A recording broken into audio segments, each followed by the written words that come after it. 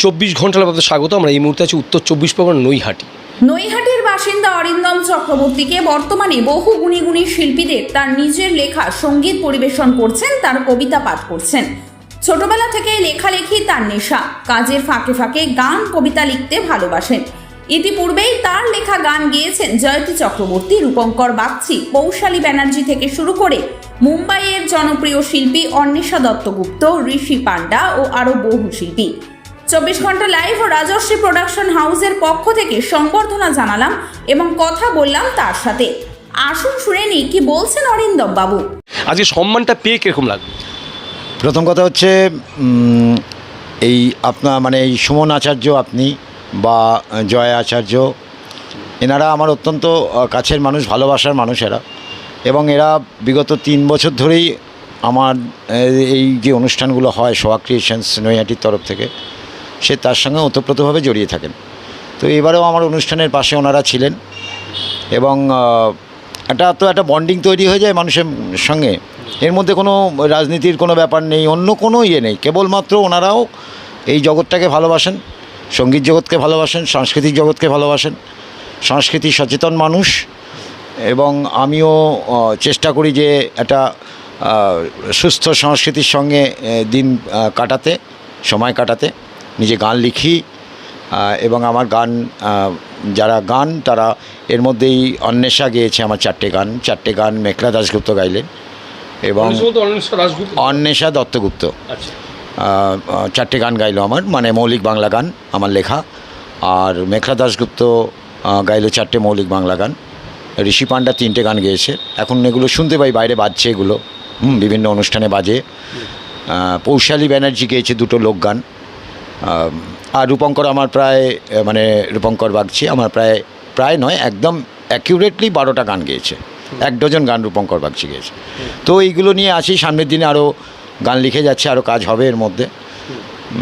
তার ছাড়াও আমার জয়তীর 4টে গানের, রবি ঠাকুরের গানের মিউজিক ভিডিও আমরা জাস্ট আমাদের এই অনুষ্ঠানের পরেই আমরা শান্তিনিকেতনে শ্যুট করে এসেছি এবং সেটা এডিট হয়ে আসছে খুব শীঘ্রই। এটা ইউটিউব চ্যানেলে দেখতে পাওয়া যাবে। আশা করি সবার খুব ভালো লাগবে। খুব গর্জাস কাজ হয়েছে। না, ব্যাপারটাকে ওইভাবে দেখলে হবে না। আমি যেহেতু গান ভালোবাসি এবং কি বলবো, সঙ্গীতপ্রেমী একজন মানুষ এবং এই সংস্কৃতির সঙ্গে জড়িয়ে নিজেকে ওতপ্রোতভাবে জড়িয়ে রাখতে চাই, এটাকে লস হিসেবে আমি দেখছি না।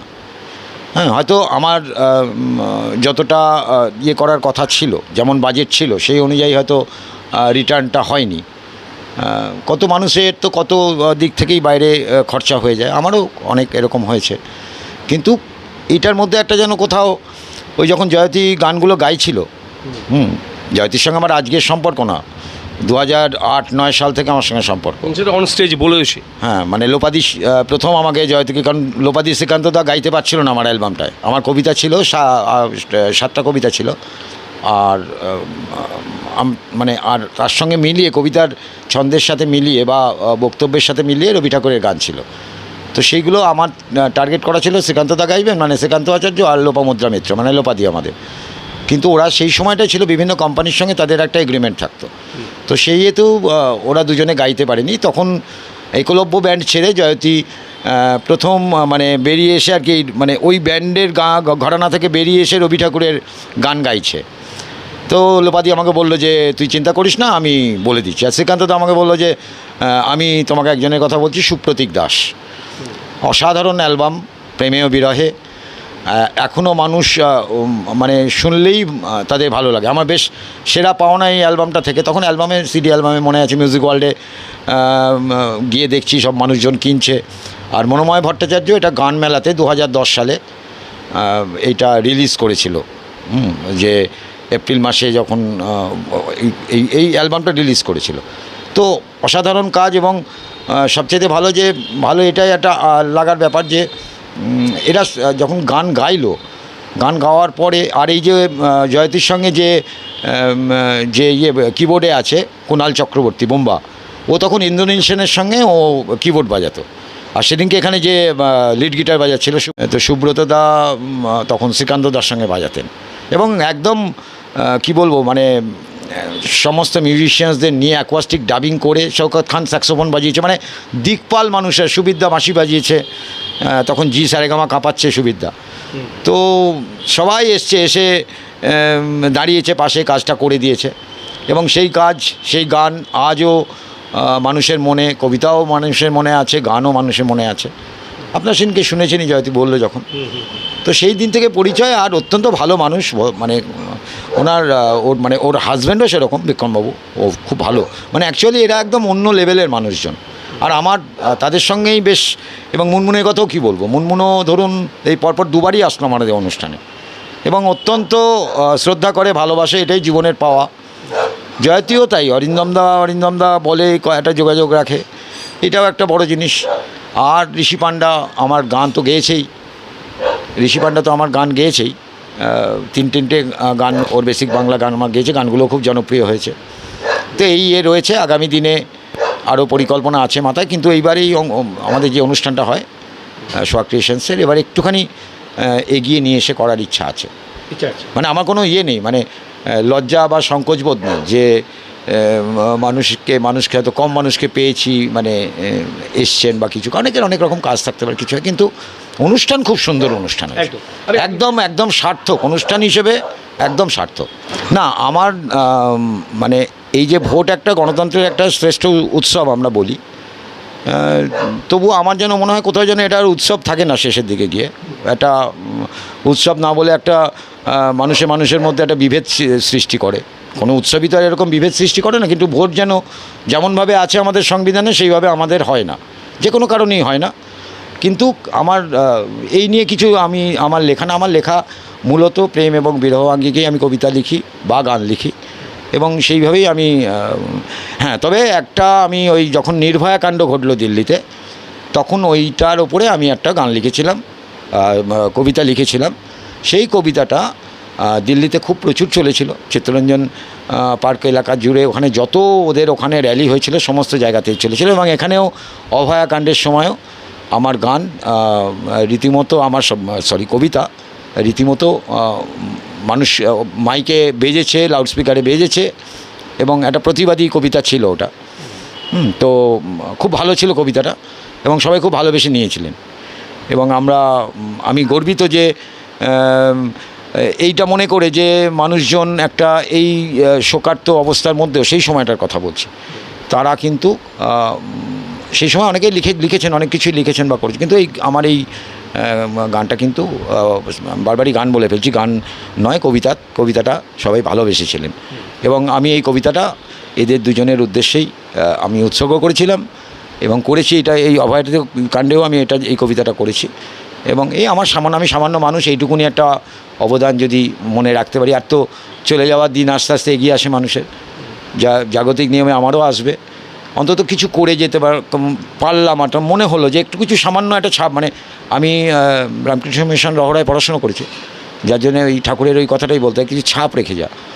তো এই এলাম, খেলাম, বড় হলাম, বংশবৃদ্ধি করলাম, চলে গেলাম, এটা আমার মনে হয় না কোনো মানুষের কাজ হওয়া উচিত। আলটিমেট একটা কিছু, অন্তত একটা সিগনেচার বা একটা কিছু, সামান্য কিছু একটা রেখে যাওয়া, এটাই আমার বেসিক একটা, এবং এটা করেই আমি যতদিন আছি এইভাবেই চালিয়ে যাব। মানে আমার এতে কোনো নেই, মানে কিসে লাভ, কিসে লোকসান, কিসে হার, কিসে জিত, আমার কিচ্ছু নেই, আমার কিচ্ছু যায় আসে না। আমি আমার ঢঙে চলি, আমার মতো করে চলি, সৎ পথে চলার চেষ্টা করি, এবং এই সুস্থ সাংস্কৃতিক যে মানুষজন, তাদের সঙ্গে মিলেমিশে এই যে একটা ধারা বা একটা এই প্রবাহটাকে বয়ে নিয়ে যেতে চাই। হয়তো আমার পরবর্তীতে আমার জেনারেশন যারা আছে তারাও সেটাকে সেভাবে নিয়ে যাবে। এবং আপনাদের অসংখ্য ধন্যবাদ, আপনারা এই নিয়েই থাকেন।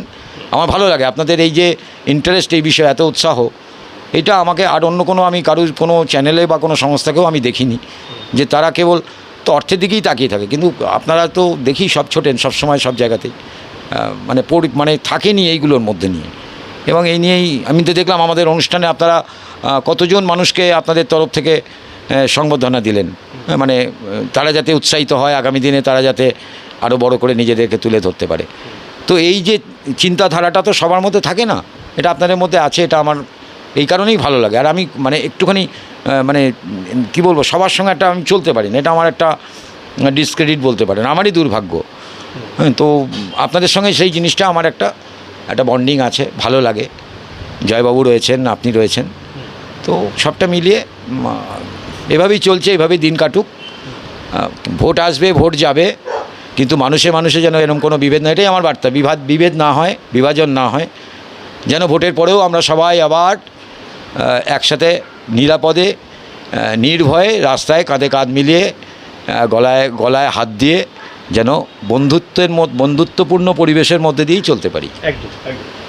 কিন্তু প্রত্যেকটা মানুষই যে এই মানসিকতা যদি থাকে যে মানুষের জন্য কাজ করা বা নিজে একটা ছাপ রেখে যাওয়া, যেটা বারবার অরিন্দমবাবু বলছিলেন, একটা ছাপ রেখে, একটা সিগনেচার রেখে যাওয়া, তো এটা কিন্তু কর্মের মধ্যেই হয়। আর সেই কর্মটা যদি ভালো কর্ম হয় তাহলে কিন্তু মানুষ আপনাকে চিরজীবন মনে রাখবে এবং আপনার পথকে অনুসরণ করবে আগামী প্রজন্মে। ক্যামেরা পার্সনের সঙ্গে আমি সুমন আচার্য, দেখছি 24 ঘন্টা লাইভ। সন্তানের লুকিয়ে থাকা প্রতিভাকে দিন সঠিক পথ, ড্রিমডেল স্কুলের সাথে এগিয়ে যাওয়ার শপথ।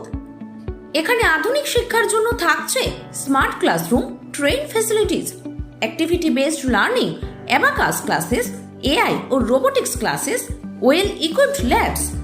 শিশুদের শারীরিক ও মানসিক সৃজনশীলতার জন্য থাকছে karate, indoor games, dance, yoga ও আরো অনেক কিছু। আমাদের 3টি শাখা: কল্যাণী B14/454 বুদ্ধ পার্ক, মদনপুর ইন্দিরা মোড়ের নিকট, হালিশহর সরকার বাজার মোড় বারেন্দ্র গলি। নতুন বছরে ভর্তির জন্য আজই যোগাযোগ করুন। Dreamdale school, best education, bright future.